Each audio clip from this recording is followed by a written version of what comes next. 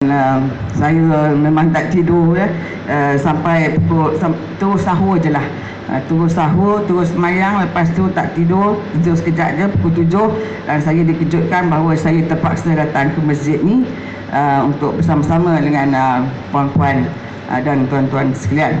Saya juga telah difahamkan saya dikenaki untuk memberi watikah dan juga melancarkan skuad An-Nur ini sebagai penaung kepada skuad An-Nur. Dia ni ada skuad sayang, skuad An-Nur, semua cukup ya. Dan saya ingin menyatakan di sini bahawa Amat Berhormat Perdana Menteri minta maaf oleh kerana tidak dapat bersama-sama dengan puan-puan sekalian, walaupun beliau memang menyatakan kepada saya semalam dia memang memang nak datang ke sini untuk melihat wajah-wajah skuad An-Nur ini ya. Dan saya ialah kita merancang, Tuhan saja yang menentukan.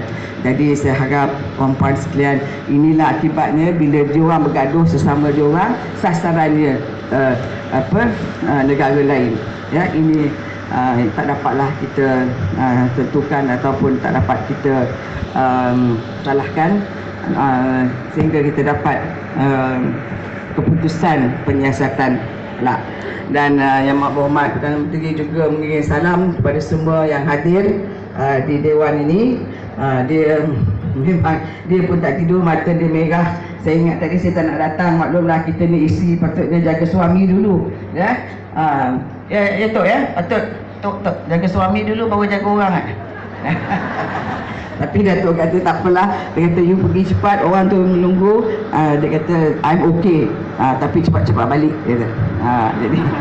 Jadi lepas itulah saya bergegas datang ke sini. Dan saya juga ingin menyatakan kepada tuan-tuan dan puan-puan semua, ini adalah permohonan daripada Yang Amat Berhormat Perdana Menteri sendiri. Kata silalah baca Yasin ni.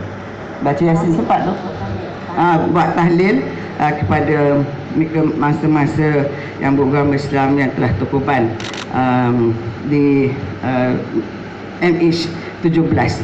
Kalau kita tengok website, kita berpening kepala, macam-macam teori. Dia kata oh ini patut ditembak kapal terbang Putin tapi terkena kapal terbang kita, macam-macam lah. Tapi kita tak dapat menentukan apakah sebab yang sebetulnya ya, sehingga kita mendapat keputusan penyiasatan tersebut.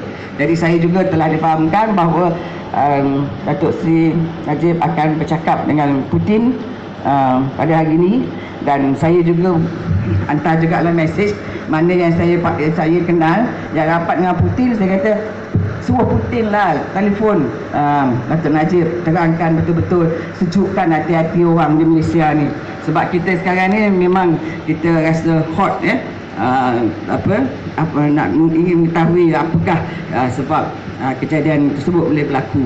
Jadi saya harap puan-puan sekalian bersabar dan berdoalah supaya kaum keluarga mereka akan dapat menghadapi dugaan ini dengan tabah ya.